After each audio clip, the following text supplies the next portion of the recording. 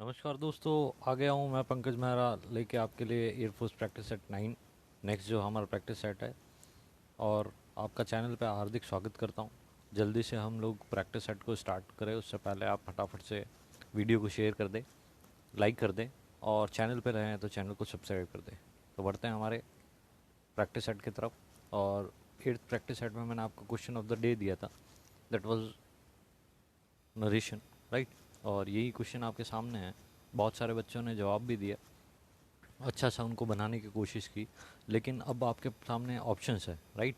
Question वही है, the teacher said be quiet and listen to my words. देखिए दोस्तों, आपको सबसे पहला जो काम करना है, यहाँ हमारे पास में जो एक इम्पेरेटिव सेंटेंस है, और जब भी इम्पेरेटिव सेंटेंस होगा तो टू आएगा। कंजंक्शन जो होगा दैट की जगह instead of that we will use to, right. तो द स्टूडेंट्स वर टोल्ड ये एक्चुअली में पैसिव बनाया गया है, तो ये नहीं होगा हमारा। The teacher ask the students to be quiet and listen to her words.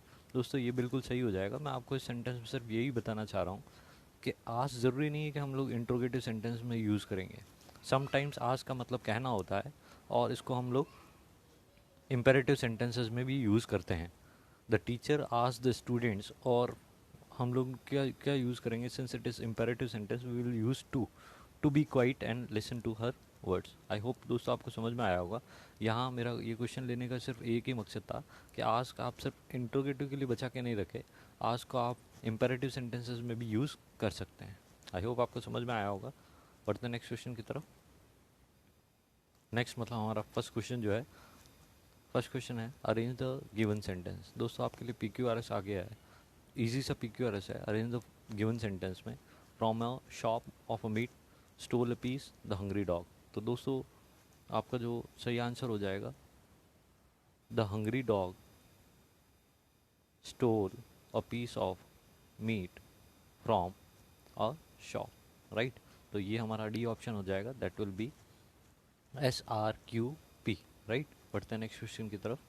Because my coffee was too cold. ये बोल रहा है क्योंकि मेरी कॉफ़ी बहुत ज़्यादा ठंडी थी। I fill in the blanks it in the microwave. तो माइक्रोवेव में आप क्या करोगे, कॉफ़ी को गर्म करोगे, राइट। अब गर्म करोगे तो गर्म करने के लिए एक तो हमारे पास में हीटेड है और एक हमारे पास में हीट्स है।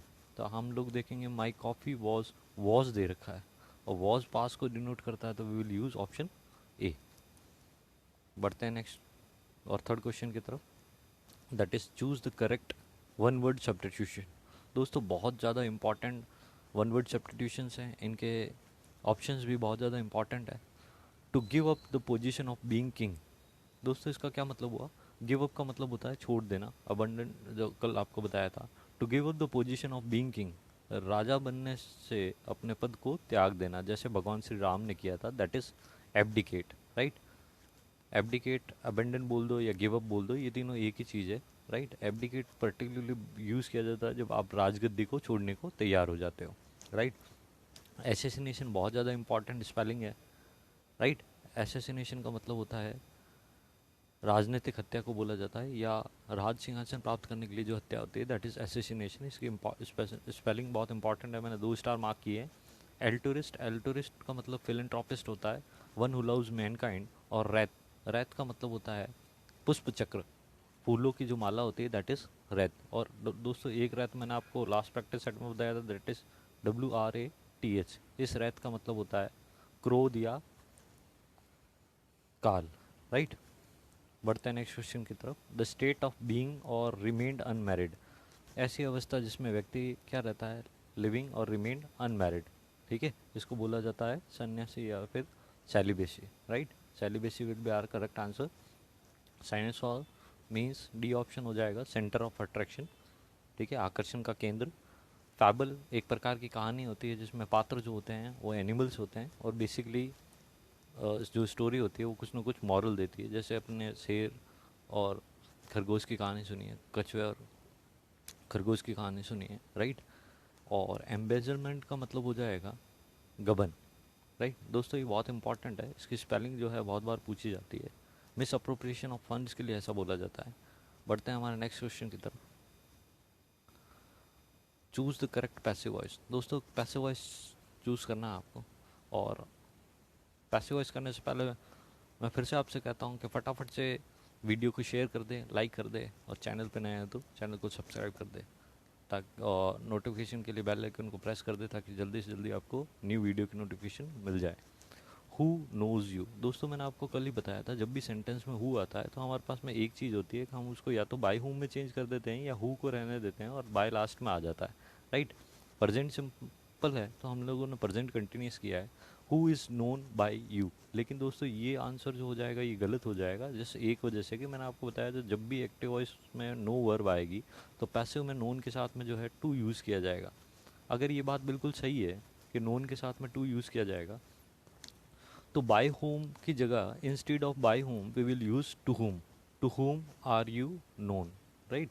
तो डी ऑप्शन हमारा बिल्कुल करेक्ट हो जाएगा। आई होप दोस्तों आपको समझ में आया होगा। मैं बस ये कहना चाह रहा हूँ कि जब भी हु आएगा तो हु रह सकता है और लास्ट में बाय आएगा, जैसा ऐसा हुआ है।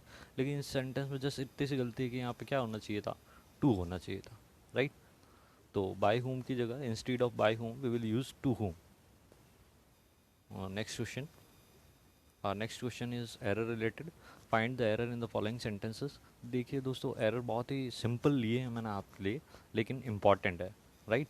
आपको कॉन्सेप्ट समझना है। My grandmother has been, अब दोस्तों ये आपने देखा होगा हैज़ बीन के साथ में हमेशा क्या आती है, आईएनजी फॉर्म आती है अगर एक्टिव वॉइस की बात करें, और पैसिव की बात करें तो we will use third form, ठीक है। लेकिन यहाँ पे दे रखा है सिंस के साथ में एक टाइम पीरियड दे रखा है।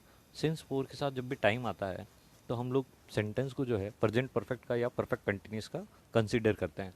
तो यहाँ प्रेजेंट परफेक्ट कंटिन्यूस होना चाहिए, तो ये ऐसा होना चाहिए my grandmother has been living, right.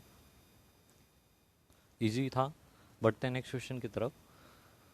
बहुत इंपॉर्टेंट है, प्रेपोजिशन से रिलेटेड है। मैं आपको बता देता हूँ, एम्फीबियंस के बारे में बताया गया है। एम्फीबियंस क्या होते हैं, उभयचर जो पानी और लैंड दोनों में ही रह सकते हैं, ठीक है। तो एम्फीबियंस कैन लिव, अब कैन के साथ वर्ब की फर्स्ट फॉर्म आती है एम्फीबियंस कैन लिव, और ये सेंटेंस में कैन नहीं होता तो भी सेंटेंस सही था। क्यों, उस कंडीशन में एम्फीबियंस लिव ये प्रेजेंट सिंपल का बन जाता, ठीक है। तो पहले पार्ट में एरर नहीं है, amphibians can live both on land and water. देखिए दोस्तों बोथ के साथ में क्या आता है, एंड आता है, तो ये भी पेयरिंग सही है। लेकिन they can live on land and in water, तो यहाँ पे वाटर से पहले क्या होना चाहिए, इन होना चाहिए। आई होप आपको समझ में आया होगा। 2-3 एग्जाम में ये क्वेश्चन हूबहू आया हुआ है, तो मैं चाहूँगा कि आप इसकी प्रैक्टिस ज़रूर करें। पढ़ने में अपन को कोई फ़र्क नहीं लगता है, ठीक है, पढ़ने में अपन को सही लगता है, लेकिन अपन को चीज़ें इनको देखना पड़ेगा। एवरी वन, नेक्स्ट देखते हैं हमारे पास में, एवरी वन प्रेजेज हर, हर कोई उसकी प्रशंसा करता है, एंड डजंट शी, ठीक है। तो दोस्तों आपको देखना है कि जब क्वेश्चन में क्वेश्चन टैग दे रखा है और किसी में तो नहीं दिया, ठीक है। तो जब भी ऐसा आएगा तो आपको आपको इस पर फोकस करना है। तो आपको देखना है कि हम लोग क्या यूज़ करते हैं, डजंट या डोंट यूज़ करते हैं, और उसके साथ में जो हमारा सेंटेंस का सब्जेक्ट होता है उसके लिए हम लोग एक प्रोनाउन यूज़ करते हैं। तो आपको एक चीज़ ध्यान रखनी है, एनीवन है, एवरीवन है, एवरीबडी है, इनके लिए हम जो यूज़ करेंगे दैट विल बी दे, ठीक है। और they, since they is plural तो हम लोग डजंट यूज़ नहीं करेंगे, we will use don't they. I hope आपको समझ में आया होगा। Error lies in part C, और इसका करेक्शन क्या होगा, डोंट दे, राइट।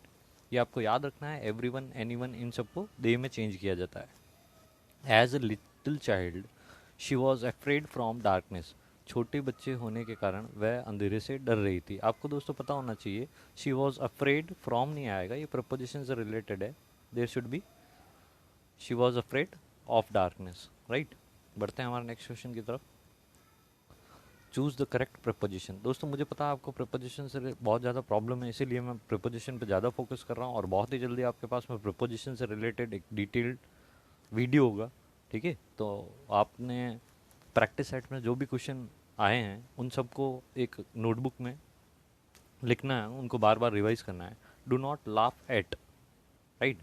किसी के ऊपर हंसने को बोला जाता है लाफ एट, राइट। और ये कॉन्सेप्ट देखना है, इसमें एक बार बहुत बार एरर दे देता है कि द पुअर्स दे देता है। द पुअर्स क्या होता है, गलत होता है। पुअर के साथ में द लगेगा, it will work as an adjective, right. तो do not laugh at poor. Next जो है हमारे पास में that is you must set fill in the blank some money for paying the taxes. तुम्हें कुछ पैसे रखने चाहिए, अलग रखने चाहिए, बचाने चाहिए, किसके लिए, फॉर पेइंग द टैक्सेस। तो दैट इज़ बचाने को बोला जाता है। एक फ्रेज है हमारे पास में, सेट अपार्ट। सेट अपार्ट का मतलब है बचा के रखना, राइट। तो यहाँ मीनिंग बिल्कुल सही बन जाएगा, you must set apart some money for paying the taxes. बढ़ते हैं नेक्स्ट क्वेश्चन की तरफ। Choose the correct indirect speech. दोस्तों करेक्ट इनडायरेक्ट स्पीच है तो देखो मैं सेड टू को किस में चेंज कर सकता हूँ, सेड टू को मैं टोल्ड में चेंज कर सकता हूँ, आस्क में चेंज कर सकता हूँ, राइट। और आस्क में ही करेंगे सिंस हमारा जो सेंटेंस है दैट इज इंट्रोगेटिव।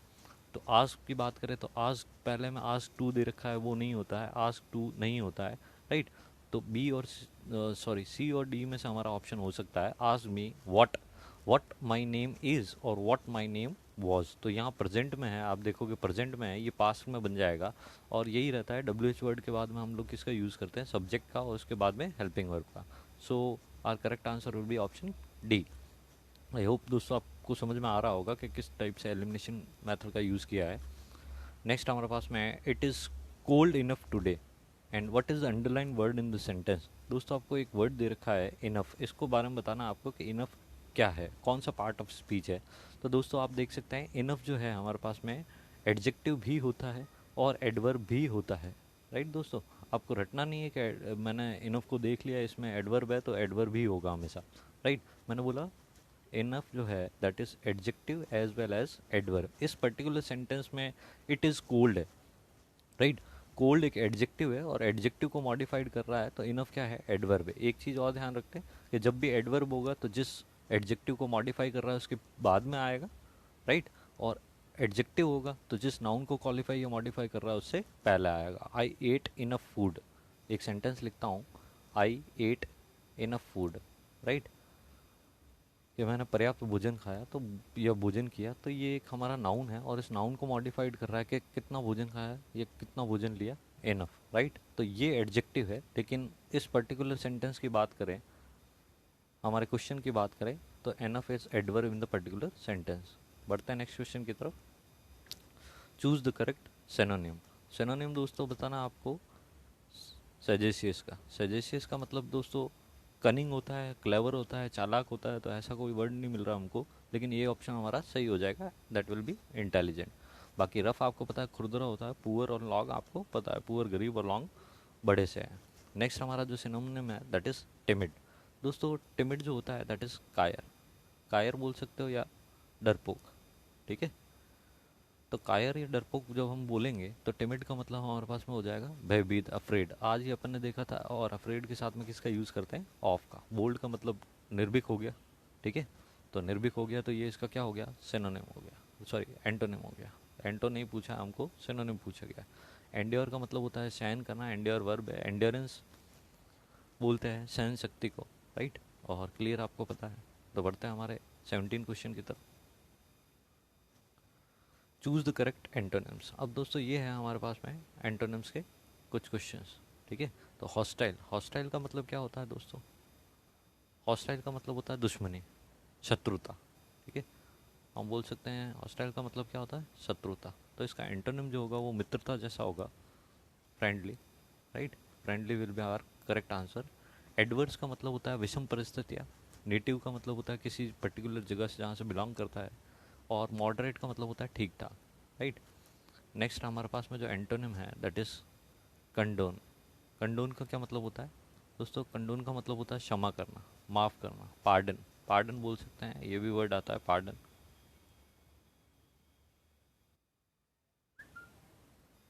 तो दोस्तों कंडोन का मतलब आपको बताया क्षमा करना, राइट। क्षमा करना, तो पहला जो ऑप्शन है हमारे पास में फॉरगिव, वो इसका सिनोनिम हो जाएगा दोस्तों। लेकिन सिनोनिम नहीं पूछा है हमसे, हमसे पूछा गया है एंटोनिम, तो पनिश इसका सही आंसर हो जाएगा। बढ़ते हैं हमारे नेक्स्ट क्वेश्चन की तरफ, दैट इज़ ईडियम। और ईडियम में भी इस बार मैंने प्रिपोजिशन कवर करने की कोशिश की है। ये हमारे पास में बहुत ही पॉपुलर एक फ्रेजल वर्ब है, that is put up with, ठीक है। तो दोस्तों पुट अप विद का क्या मतलब होता है, पुट अप विद का मतलब होता है टू टॉलरेट, ठीक है, सहन करना। आज मैंने इसके से रिलेटेड एक वर्ड बताया है। टॉलरेट का मतलब भी क्या होता है, एंड्योर, ठीक है, that is also verb. Run away का मतलब भाग जाना, प्ले का मतलब आपको पता है, और टर्न का मतलब पलटने से है। दोस्तों एक और फ्रेजल वर्ब आप ये भी याद रख सकते हो, पुट अप। ये तो पुट अप विद है, पुट अप विद का मतलब टॉलरेट है, ठीक है। पुट अप के अलावा आप याद रख सकते हो, सॉरी पुट अप विद के अलावा आप याद रख सकते हो पुट अप। पुट अप का मतलब होता है टू लिव, ठीक है, रहना। ये भी बहुत बार पूछा जाता है एग्ज़ाम में, आप इनको अच्छे से याद करें, एक सेपरेट नोटबुक में इन सबको लिखें, राइट। बढ़ते हैं हमारे नेक्स्ट क्वेश्चन की तरफ, दैट इज़ अगेन ईडियम, और that is very famous idiom, आपने इसके बारे में कहीं ना कहीं कोई कहानी सुनी होगी।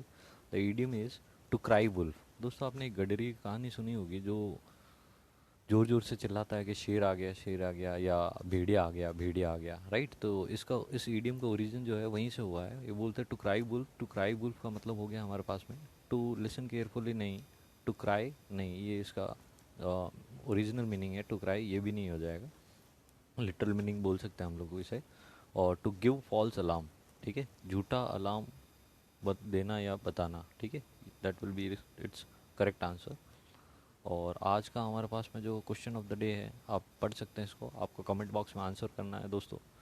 कमेंट बॉक्स में बहुत कम आंसर आ रहे हैं, आपसे ये एक्सपेक्ट नहीं किया गया था, ठीक है। आप सभी वीडियो देख रहे हो, ये मुझे पता है, अच्छे से नोटबुक्स में भी उतार रहे हो, और आप आने वाले अपकमिंग एग्जाम्स में से इनमें से क्वेश्चन देखोगे 101%, राइट। लेकिन मेरे पास में जो कमेंट सेक्शन में जो आने चाहिए reply question of the day के, ठीक है, वो उतने नहीं आ रहे हैं, राइट। लोग मेहनत भी कर रहे हैं, ठीक है। तो प्लीज़ इस क्वेश्चन का, इसके पैसिव का आंसर ज़रूर दे कमेंट बॉक्स में। तो और ये भी बताइएगा आपको वीडियो कैसे लग रहे हैं, ठीक है। वीडियो आपको अच्छे लग रहे हैं तो आप बिना कहे प्लीज़ शेयर करें अपने फ्रेंड्स में, ठीक है, जो भी एस्पिरेंट्स है एयरफोर्स के, नेवी के या फिर एनडीए के, तो ज़रूर शेयर करें दोस्तों, ठीक है। तो ऐसे ही प्रैक्टिस सेट लेके आते रहेंगे आपके लिए, और बहुत जल्द आपके पास में 10th प्रैक्टिस सेट भी होगा। तब तक के लिए धन्यवाद। जय हिंद, वंदे मातरम। Thank you.